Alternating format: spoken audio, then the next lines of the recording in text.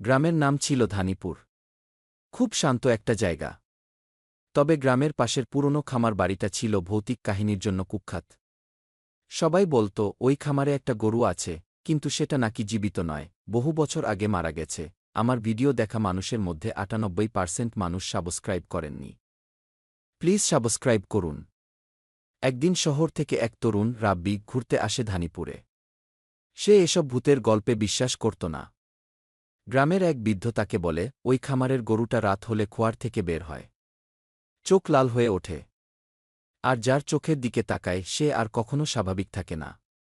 রাব্বি মজা পেয়ে রাতে একা চলে গেল খামারে। গিয়ে দেখে সত্যি একটা গরু খোয়ারে বাঁধা। অন্ধকারেও সে দেখতে পেল গরুটার দুটো চোখ যেন জ্বলছে আগুনের মতো। গরুটা ধীরে ধীরে তার দিকে তাকাল। রাব্বির চোখে চোখ পড়তেই সে মাটিতে পড়ে গেল।